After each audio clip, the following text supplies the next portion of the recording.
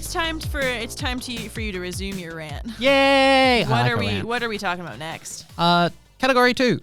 And this is, I'm calling this Abuelo's Zombify. This is the reanimator decks. Specifically the non-omniscience reanimator decks. The decks that are putting big dumb creatures into play and killing you that way. And I think they got a couple of really, really important new cards, and they're kind of cool. And I'm going to read them out to you like I did last time. You know, Rapid Fire and the wonderful Kira will probably put them on the screen because she's amazing. But let's start with the big dumb stuff. So first is Summon Bahamut. It is 9 colorless for an enchantment creature Saga Dragon. It has the Saga reminder text. Chapters 1 and 2 are destroy up to 1 target non-land permanent. Chapter 3 is draw 2 cards. Chapter 4 is Mega Flare, which is this creature deals damage equal to the total mana value of other permanents you control to each opponent. It has flying and is a 9/9. That is big and dumb. Big dumb. The second one is Summon Knights of Round. It is 6 white for an enchantment creature, Saga Knight. Chapters 1, 2, 3, and 4 are create 3 2/2 white knight creature tokens. And Chapter 5 is Ultimate End. Other creatures you control get +2/+2 until end of turn. Put an indestructible counter on each of them. It has indestructible and is a 3/3. The next card is Arden the Usurper. It is 5 black for a legendary creature, Elder Human Noble. It has demons you control have Menace, Lifelink, and Haste, and Star Scourge. At the beginning of combat on your turn, exile up to 1 target creature card from a graveyard. If you exiled a card this way, create a token that's a copy of that card except it's a 5/5 black demon and is a 4/4. Last but not least, we have Sin Spira's Punishment, which is 4 black, green, blue. It is a legendary creature, Leviathan Avatar. It has flying. And it has, whenever Sin enters or attacks, exile a permanent card from your graveyard at random. Then create a tapped token that's a copy of that card. If the exiled card is a land card, repeat this process. And it is a 7/7. The other cards we have in this list is we have a new series of basic land cyclers. This is Malbro, which cycles for a swamp. Iceflan, which cycles for an island. Cloudbound Moogle, which cycles for a white. Hill Gygus, that cycles for a red, and there is a green dinosaur, one that doesn't matter because none of these decks are playing green. Oh my gosh, everything that you read, I was just like sinking farther and farther into my chair. Yeah, we got a lot of new big stuff and a lot of new big stuff that's really good to reanimate. Yeah, oh my gosh, this Summon Knights of Round, 1, 2, 3, 4, chapter 12 2/2 white knight creature tokens. 12 2/2 white knight creature tokens. And no. Importantly, with both Bahamut and the Summon Knights, they get the counter as soon as it enters, which means that you are getting the first chapter ability no matter what happens. No matter what. Jeez. So you're either destroying a non-land permanent or you're getting 3 2/2 white creature tokens. And in the context of Abuelo's Awakening, it does not matter if it is a 1/1. Because they're enchantments. Oh! Oh, no. Oh. I was only thinking of this in the context of Zombify. I believe Abuelo's puts creatures into play as well. That outburst is going to be really embarrassing if it does. I thought it was... You might be right, but I'm pretty sure it's enchantment or creature. Artifact or non-aura enchantment card. Interesting. Yeah. I feel so vindicated. I was like, there's no way Abuelo says creatures. Otherwise, we would have seen way more reanimator wins. Holy moly. They're enchantments. Oh. They sure are. Jeez. And also, this is a great time to remind our beautiful listeners that Saga is not a creature type. It is an enchantment subtype. And you cannot choose Saga with things like choose a creature type, roaming throne. You can't name Saga. It is an enchantment. No, you cannot. Type. As funny as that would be. Oh, no. Yep, this is pretty good. Oh, no. The elements of this that make it pretty good are first that we got some really interesting, like, big payoffs. Some, like, they are also enchantments that work with Abuelo's Awakening, which is really important. But also, we now have a bunch of reanimated creatures that sort of explode in value exponentially. Yep. So the ones that I'm thinking of are Sin and Arden, because you reanimate them, and for Sin in particular, the moment you reanimate them, you get to create that token copy of a random permanent in your graveyard, which is probably why you're playing this in a deck with no non-land, non-reanimate target permanents, right? Your entire deck is going to be non-creature spells, lands, non-creature, non-permanent spells. So instants and sorceries, lands, and reanimate targets. Mm-hmm. And as a result, every time you put a Sin into play, you're not only putting this big 7/7 into play, you're also putting this tapped other additional thing into play. Arden has kind of a similar effect. It is a little bit slower, and there is more blowout potential because you can blow it up before the beginning of combat, which is when this triggers if you cast in the main phase, which is when this is going to happen most often. But creating 5/5 demon copies of creatures that you get to choose, and I believe it is from any graveyard. Yeah, from a graveyard. Is quite strong. Sin is going to be pretty good with Portal to Phyrexia for obvious reasons. So you said Abuelo's targets artifacts? Target artifact or non-aura enchantment. So, I think there is a real world where we have this reanimate package that is Abuelo's Awakening and Zombify, the big Bahamut effects, so the large sagas that have reasonable effects, Portal to Phyrexia. This deck strikes me as probably... Look, this reanimate deck is already relatively fringe compared to Omniscience. The benefit of Omniscience is as soon as you get an Omniscience into play, you win the game. This is not how this works. This would be like an overwhelming value package, and we have had very powerful value packages that you can reanimate with, obviously, Portal to Phyrexia and Atraxa. I think this is going to be a best of one menace. Oh, yeah. Rakdos Reanimator is already a best of one menace because it is just really hard to beat, like a turn 4 Valgavoth. Pretty tricky. I can't imagine how much harder it is to beat like a, turn 4 summon Knights of Round. Seems pretty tricky. Seems a little bit difficult. Boy, oh boy. Boy, oh boy. Oh, geez. All right, break from my rant for a little bit again. Kira, your next 2 cards. Hit me. What are my next 2 cards? Oh, what a surprise. They're 1-mana spells. I would never have guessed. Oh, it's a French-sounding name. Louis Soir. Yeah. I have no idea if that's correct. In fact, I'm quite confident that's incorrect. No, I think it sounds correct. The next card on my list is Louis Soir's Sacrifice. No. It is a 1 blue instant. As an additional cost to cast this spell, sacrifice a legendary creature or pay 2 additional generic mana. Counter target activated ability, triggered ability, or non-creature spell. Now, I recognize this is actually not a very good card, but the reason that I love this card so much is because it counters target triggered ability. I love a Tail's End effect. I love anything that counters a triggered ability because generally you can't do that. It's very difficult to interact with triggered abilities. What triggered abilities are you countering? I don't know. Full honesty, I don't know. You could counter the Go-Go. A Go-Go. The Go-Go ability. You could. Or the ability that Go-Go is targeting, which causes the Go-Go ability to fizzle. Yes. You could also target the Cloud Search. Sure. You can target Deep Cavern Bats triggers. You can target Deep Cavern Bats. I'm also thinking... Can it target Shieldred trigger? That's pretty simple. Well, I'm actually also thinking just of all of those summons that you just read off. Yes, you can counter Saga triggered abilities. Some of those would be pretty nice to counter, I'm pretty sure. Or the Abuelo's Awakening. Or the Abuelo's Awakening, because non-creature spell. Here's my question. What are you sacrificing? Skrelv Defector Mind.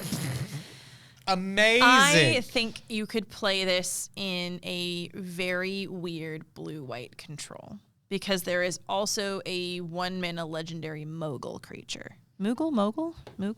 I don't know. No. You don't reckon this goes in the old, 4-color Legends shells? I think you could. Relic of Legends is still a thing, right? Red Relic of Legends is still a thing. It's pretty good. Pretty good. Hey. That's pretty good. Stiltskin Moogle. I'm so sorry, everyone. Stiltskin Moogle Merchant is a 1-mana legendary with lifelink. That we're playing literally just to sacrifice him because his other ability is bad. But that's what I'm saying. I'm prefacing this with saying that this card is bad. It is a 3-mana card. It is a 3-mana card, but I really like Tails End Effects.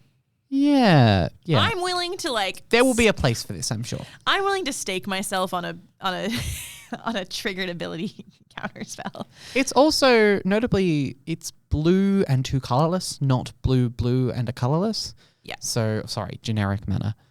So it is more splashable, which means it is more broadly playable. Should there be like a combo deck that relies pretty heavily on triggered abilities? This card is in my mind, it is a sideboard sometimes card. It will depend on what the format shakes out to look like after Final Fantasy sort of gets its feet under it. But yeah, no, it'll be good. You made fun of me for this next one. I did. I stand by it. And frankly, you were right. And I'm mad. I'm so mad about it as well. The next card that I put on my list is Magic Damper. It is another 1 blue instant. Target creature you control gets +1/+1 and gains hexproof until end of turn. Untap it. Maya, what is another exact word for word copy of this card that's in standard right now? I'm not quite sure up. Yeah. That was terrible. Thank you. Thank you. So Shore Up does the exact same thing. And in my head, I thought, oh, we're getting this effect because Dominaria United rotates towards the end of the year in August. And I was wrong because they just reprinted it in Bloomburrow.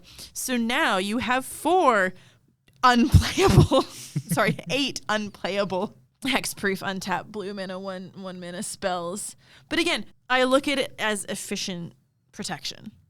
And look, to your credit, no, Is It Prowess is not playing this card because it's not good enough for Is It Prowess. Yeah, unfortunately, this card does suffer from the temporary lockdown, nowhere to run problem again. Yes. But, I actually think the most important text on this card is untap that creature. Shore Up is the reason I actually quite liked Shore Up for such a while was the untap, the ability to surprise untap a creature into, you attack favorably with a creature, knowing that you have the ability to actually block with it and potentially tricking your opponent into thinking that you won't, I'm going to try and push just this damage through, and then, tricking your opponent. Oh, you attacked with your Abhorrent Oculus. Interesting. I'm going to make an attack with this creature instead, and then you untap your Abhorrent Oculus and put a +1/+1 counter on it. I think the place where this will exist, the place where this has the potential to exist is in combo decks that is looking to untap creatures that are either generating ability or generating mana.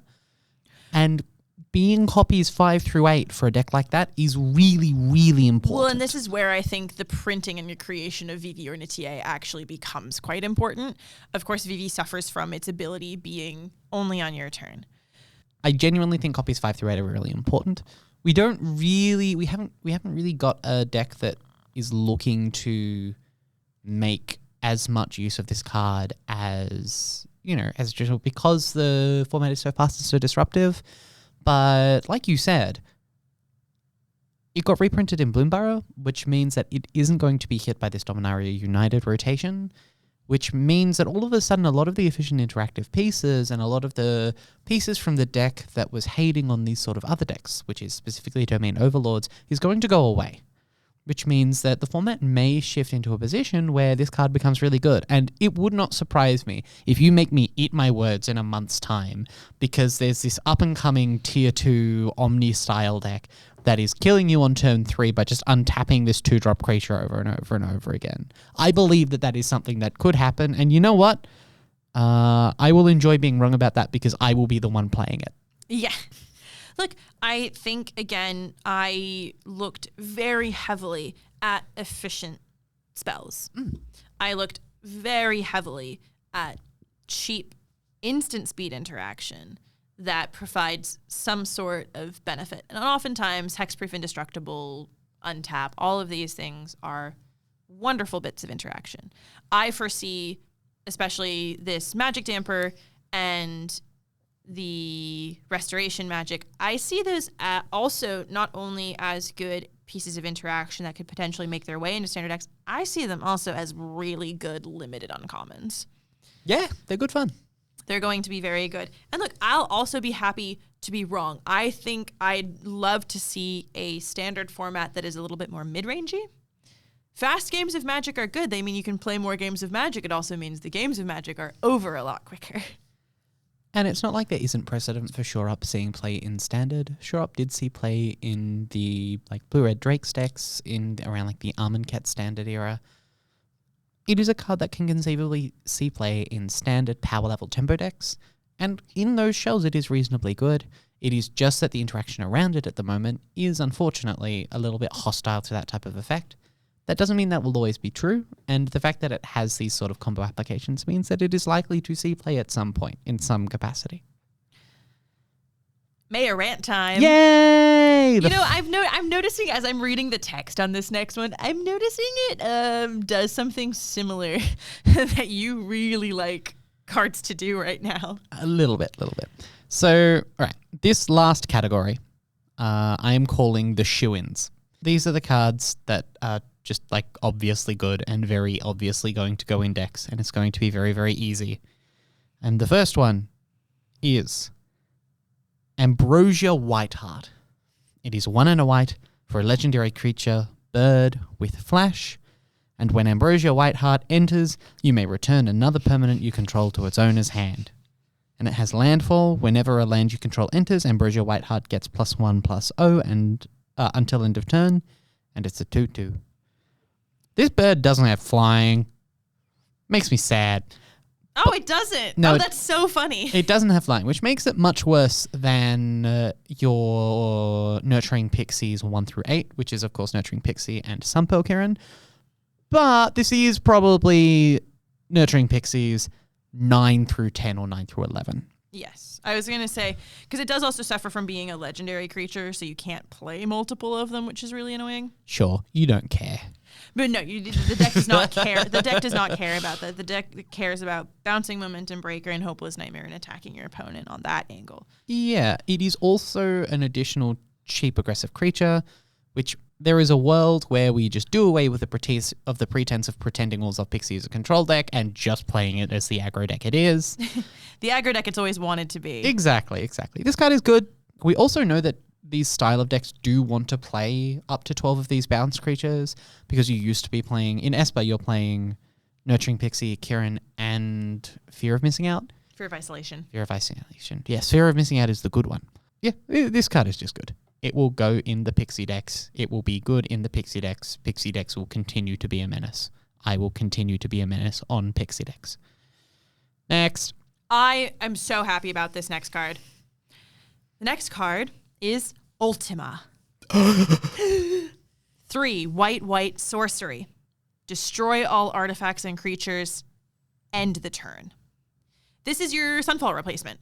Sunfall is rotating this year. This is your Sunfall replacement. It sure is. And it is a Sunfall replacement in a couple of really important ways. The first one is this does kill the enduring creatures permanently. And that is because when the turn ends, the triggers never have the ability to go on the stack to bring them back. And as a result, they dead. They're gone forever. Dead for real old gonzies. They are no longer enduring. No longer enduring. It also hits artifacts. This is really important. One of the decks these control decks tend to struggle with quite a bit are these blue, white, United Battlefront artifact decks because they have so much redundant and recursive potential with things like Repurposing Bay and Simulacrum Synthesizer. Ultima laughs in the face of that. This also is going to get around Corey Steelcutter. Yes. It's also going to get around Astrologian's Planisphere if that sees any play. It is a very efficient way of dealing with a lot of creatures. It not exiling is important though. It means there are going to be some number of games where as the control deck you're going to die to a Heartfire hero. But, that happens a lot anyway, and usually you're not getting 5 mana. You're not getting to 5 mana. Notably, this spell is not recurable in the same way that Sunfall is. As part of the end the turn effect, it exiles itself. That's just kind of like a wrinkle of Magic rules. It will be exiled the moment it resolves, essentially. That being said, this card is reasonably good. It is a little bit expensive in the same way Sunfall was, but it cleans up better. And End the Turn is also kind of a unique effect in Standard at the moment. Additionally, this deals with Quarry Steelcutter in a way that Day of Judgment doesn't. Yes. Because this prevents the Quarry Steelcutter player from being able to rebuild efficiently and effectively. All the Quarry Steelcutter player has to do in order to rebuild is cast 2 spells, and they're back on the front foot pretty much. And the ability to not only destroy the Prowess Monk tokens that have been created, but to destroy the equipment that makes them is very important. Yep, agreed. Moving right along. It's Bob time! Bob time! It's Bob time! Bob's back! Bob is back, baby! For those who are not aged and decrepit like Kira and I, Bob is Dark Confidant. It is 1 and a black for a creature, human wizard. It has, at the beginning of your upkeep, reveal the top card of your library and put that card into your hand. You lose life equal to its mana value, and it is a 2/1. Have you played with Bob before, Kira? I actually have never played with Bob before. This card is fucked up. This card, this ability, this is the cheapest this ability exists at. You have Bronco. You have Bronco, this is true. All right, that's where my sentence ends, I guess. Excellent, very good. Okay. This card is much, much better than Bronco. The reason this card is much, much better than Bronco is because its card advantage is not tied to combat. Oh, right, sorry. That's where I was like, why? I was like, in my head, I was like, there's a reason Bronco is not as good as Bob, and my brain just could not clasp onto it. But it's because in order to get the Bob effect on the Bronco, you have to attack with it. Which gives your opponent the opportunity to block. This card is insane. And it's insane for a couple of reasons. First is it's a cheap, semi-aggressive creature. It's a 2 mana, 2/1. That's pretty cheap. A one-sided Howling Mine for 2 mana is really, really good. The second is that it is in a format where you are already incentivized to play cheap pieces of interaction. The existence of Dark Confidant makes cards like Cut Down a lot better, both because you want to cut down your opponent's Dark Confidant, but also because you want effective cards cheap, because you don't want to take a bunch of damage from your life total. So this makes decks that top out at 3 really, really, really good.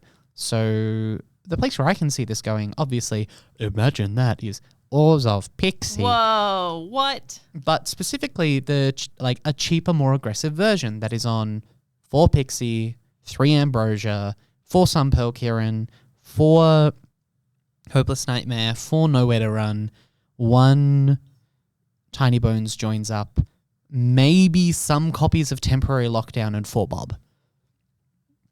I think that will just exist. But also, this is going to slot really nicely into the blue-black mid-range decks. The blue-black mid-range decks that are on, Cut Down, Duress, Flood Pits, Drowner, and really lean in towards that more aggressive slant because you are rewarded for doing so. This card's really good. It will change the way decks are built. This card is so good that it's format warping in the sense that it will change the way that decks are built to maximize the card draw that you can gain off it in the long term. Yeah, cut. I don't know what to tell you. Card is messed up. It's real good. This card is real bad against aggro, though. Please sideboard them out. I'm really excited to see a standard with Bob in it. I have not played a standard that has Bob in it. And the other effects of this kind, we don't see at this rate. We've got Phyrexian Arena, but you don't get the benefit of that until your next turn. It's also not a creature. It's also not a creature.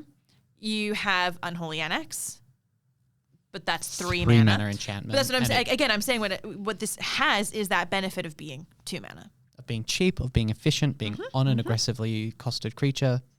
Just real good. Look, and again, you've pointed out, we have mentioned a couple times this idea of a 1 or a 2 mana, your opponent discards a removal spell, right? The ability to 1-for-1 your opponent because you threaten them with an advantage that they cannot let you have. And we, you said that with Vinwixt, and while we haven't seen Vinwixt being played very much, anytime, I'm on Arena and someone randomly is playing Vinwixt, I do try and kill it immediately because I cannot let them have that card advantage. And so it exists that there are these cards that are so good that you cannot let your opponent have them. Or if you do let them have them, even if you get a Dark Confidant trigger once, even when you get a Caustic Bronco trigger once, they put you in a better position.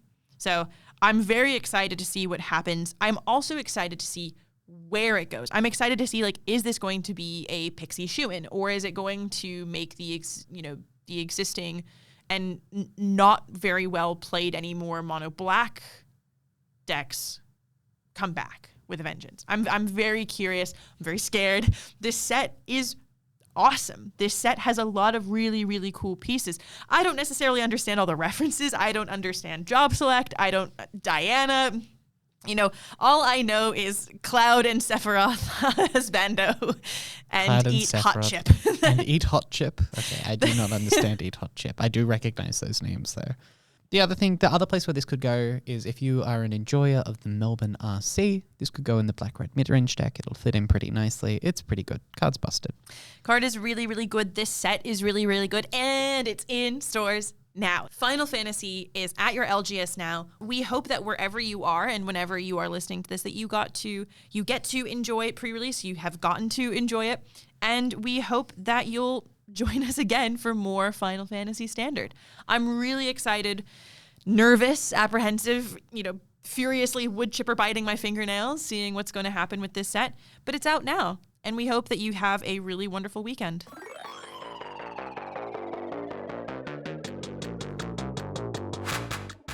And with all that said, that's all we have time for today. We look forward to seeing you again next week. New episodes release on Mondays at 11 a.m. Australian Eastern Standard Time. And until then, you can keep track of all of our releases at Raise MTG on both Instagram and Blue Sky. You can find Kira on the same platforms at kirabobira.jpg on Instagram and kirabobira at Blue Sky, and myself at MayorMTG on both accounts. A big thank you to the State Library of Victoria for the ongoing use of their space. And until next week, remember, greatness at any cost.